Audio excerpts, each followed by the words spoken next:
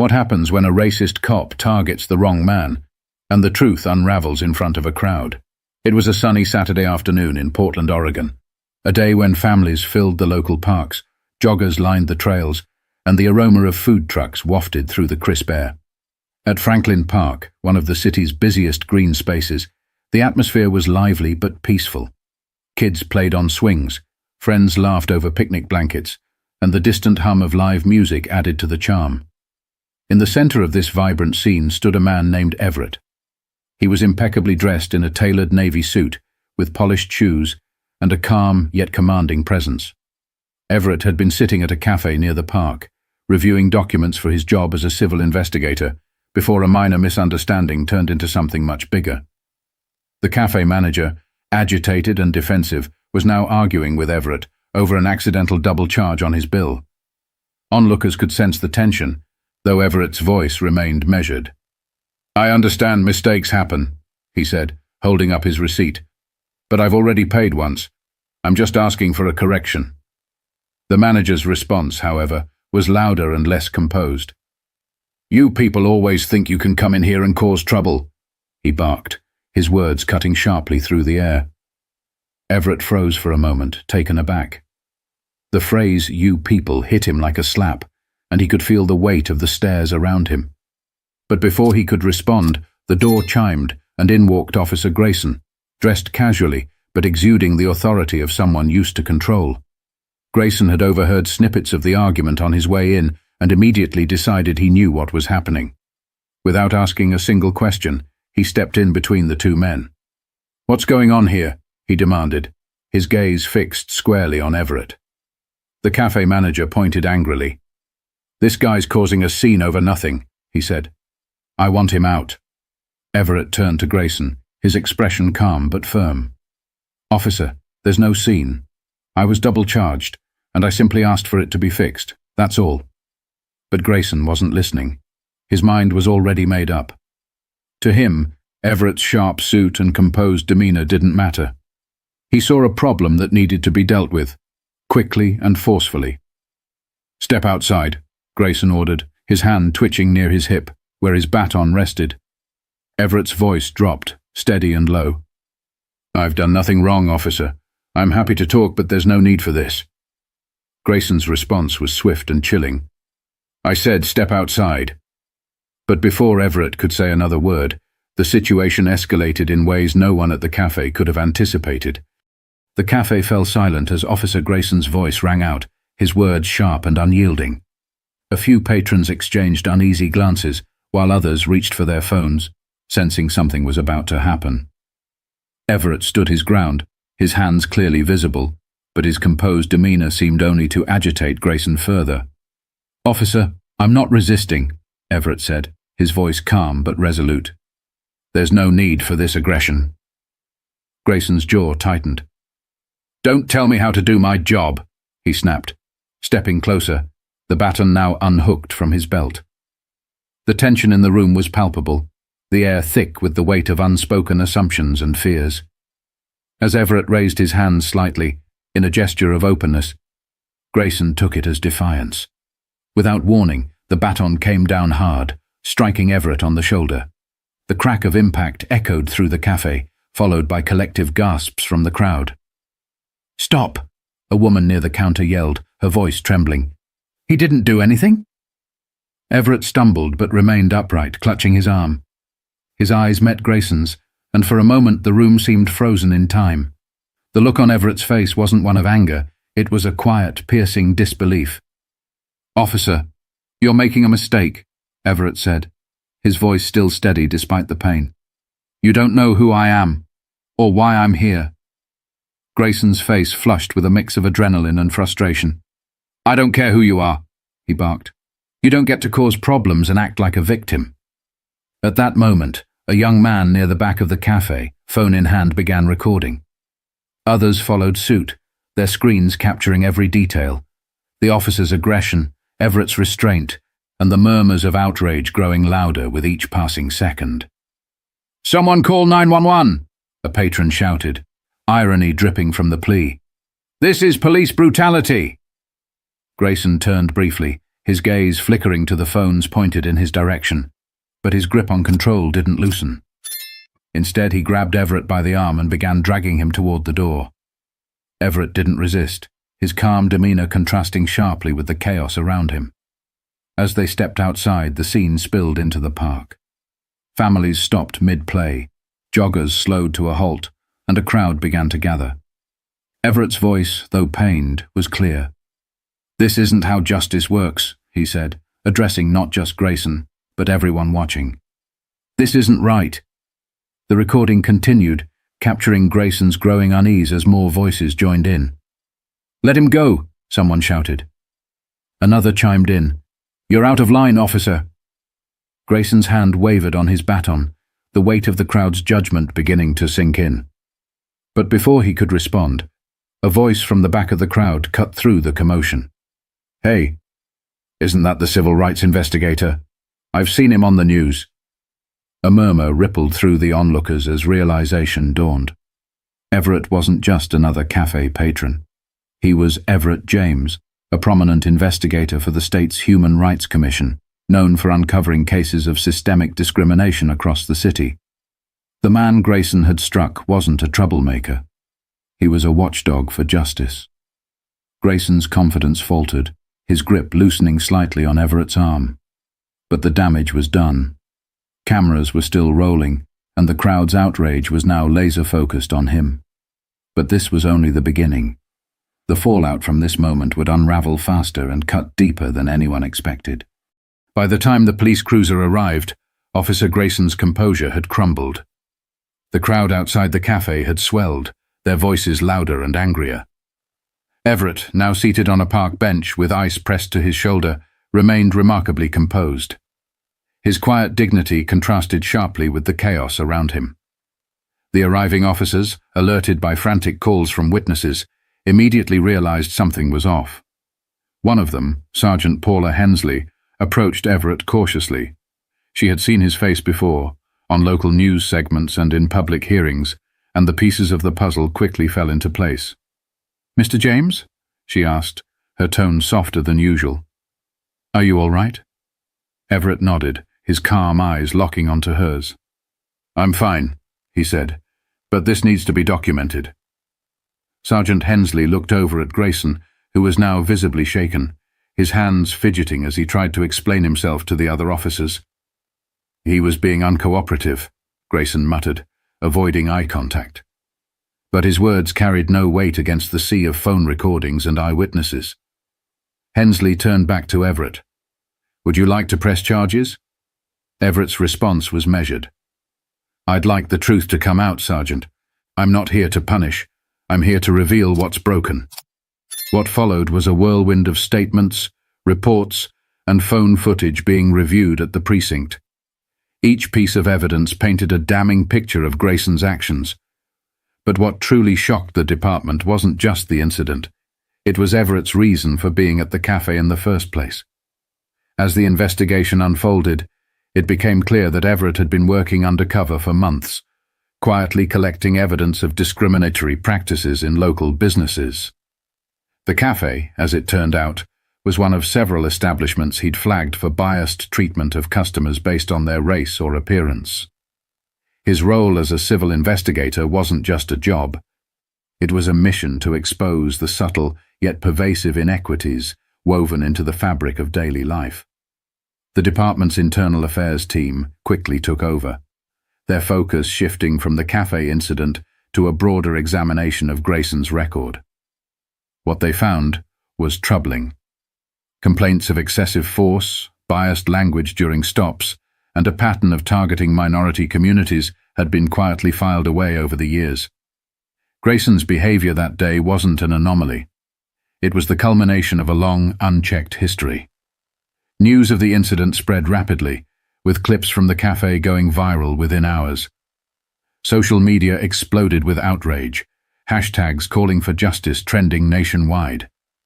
Local news outlets picked up the story, broadcasting Everett's poised recounting of the event alongside the damning footage of Grayson's actions. Yet, amidst the growing storm, Everett maintained his focus. He wasn't interested in sensationalism or vengeance. Instead, He used his platform to emphasize the systemic issues at play. "This isn't just about one officer," he said during an interview. "It's about a culture that allows prejudice to thrive unchecked. Accountability starts with acknowledging the problem." Back at the precinct, Grayson sat in a dimly lit conference room, his head in his hands. The weight of his actions, and their consequences, was finally sinking in. He'd thought his badge shielded him from scrutiny, but now he was facing a tidal wave of accountability. But even as the evidence mounted and the public demanded justice, Everett wasn't done yet. His next move would challenge Grayson in ways he never expected.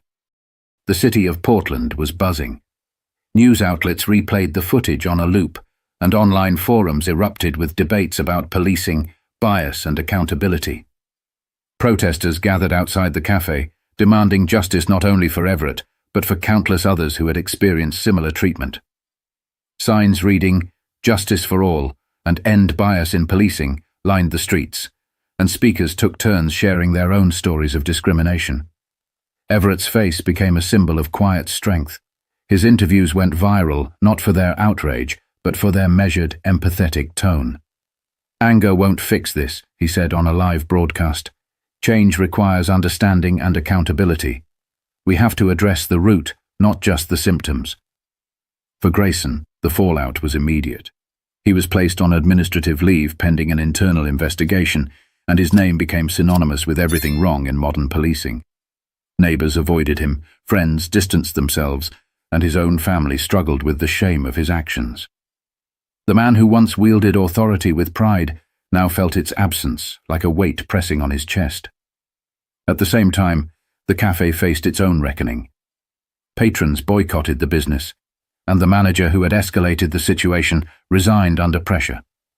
Former employees came forward with stories of biased practices, further tarnishing the establishment's reputation. The ripple effect of Everett's calm defiance spread far beyond the initial incident. But amidst the chaos, Everett remained focused. He had no interest in fueling division. Instead, he saw an opportunity for education and growth. He worked closely with community leaders to organize workshops on implicit bias, inviting both civilians and law enforcement to participate. His message was clear. Change starts with individuals willing to confront uncomfortable truths. As protests continued, Everett received an unexpected invitation from the city's police chief. She asked him to speak at a department-wide training session, a move that sparked controversy but also hope. Some officers resisted, viewing Everett as an outsider trying to undermine their authority. Others, however, saw the invitation as a chance to listen and learn. The day of the session, the tension was palpable. Officers filled the room, their expressions ranging from curiosity to skepticism. Everett stood at the front, his presence commanding yet unassuming. He didn't raise his voice or point fingers. Instead, he shared his story, the struggles he'd faced, the discrimination he'd endured, and the hope he still held for a better future. "Bias isn't always intentional," he said, his voice steady. "But when it goes unchecked, it becomes dangerous. We all have a role to play in creating a system that serves everyone fairly." The room was silent as he spoke, the weight of his words sinking in. Even Grayson, sitting near the back, couldn't deny the truth in what Everett was saying. For the first time, he saw Everett not as an adversary, but as a man fighting for a cause greater than himself. But while Everett's words planted seeds of change, the real turning point was yet to come. A confrontation that would force Grayson to confront his own humanity. Grayson sat in the dimly lit room of the Restorative Justice Center, his heart pounding in his chest. It had been weeks since the incident at the cafe, weeks of public shame, isolation, and sleepless nights. Now, he was here, facing the man he had wronged. Across from him, Everett sat calmly, his posture relaxed but his eyes sharp. The facilitator, a middle-aged woman with a soothing voice, began the session. "This space is for open dialogue," she said, looking between the two men. "No interruptions, no judgment. Officer Grayson, you may begin." Grayson's throat felt dry. He shifted uncomfortably in his seat, struggling to find the words. He paused, then started again. I want to apologize. For what I did. For how I acted. It was wrong. Everett's expression didn't change. He waited, giving Grayson space to continue. I thought I knew what was happening that day, Grayson said, his voice cracking slightly. I thought I was doing my job. But I see now that I wasn't listening. I didn't see you. I only saw what I assumed about you. And I'm ashamed of that. The room was silent for a moment. Then Everett spoke, his tone measured. Do you understand what that moment cost me, Officer Grayson? It wasn't just physical pain. It was the realization that no matter how hard I work, how I dress, or how I carry myself, someone like you could still see me as a threat. Grayson looked down, his hands clasped tightly together. I do now, he admitted, and I hate that I was part of the problem. Everett leaned forward slightly, his gaze steady. Acknowledging the problem is the first step, but what matters is what you do next. What will you change, Officer Grayson? Not just for yourself, but for the people you serve. Grayson swallowed hard. I don't know yet, but I'm willing to learn. I want to be better. The facilitator nodded, encouraging the dialogue to continue. Everett softened slightly, his voice carrying a tone of quiet resolve. Change isn't easy, but it's necessary. And it starts with accountability, understanding that actions have consequences. I'm not here to punish you, Grayson. I'm here because I believe people can grow. The session continued, delving deeper into the choices that had led to that moment at the cafe and the broader implications of systemic bias. By the end, Grayson was emotionally drained, but also oddly hopeful.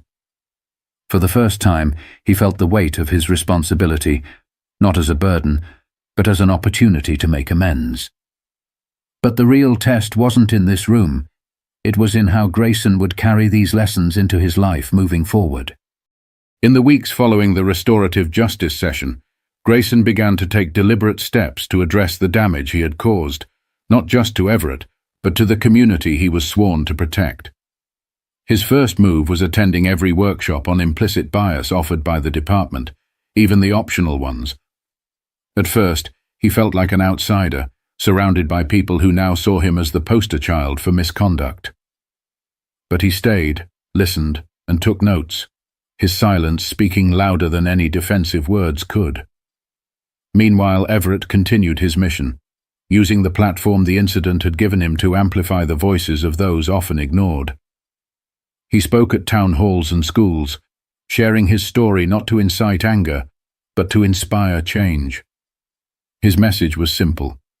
Justice isn't about revenge, it's about restoring balance. Then, one afternoon, something unexpected happened. Grayson approached Everett at a community event. This time there was no uniform, no badge, just a man with an outstretched hand and an expression of humility. I know it'll take time, Grayson said, his voice steady but quiet. But I want to help, however I can.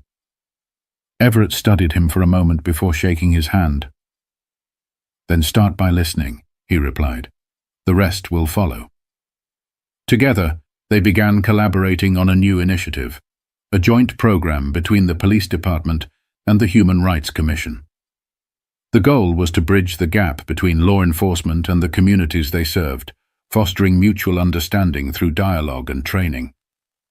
It was an uphill battle, met with skepticism from all sides, but Everett and Grayson stayed the course. For Grayson, the work became deeply personal. He began speaking at police academies, sharing his story as a cautionary tale for recruits. Your badge doesn't make you infallible, he would say. It makes you accountable. Over time, the program began to show results.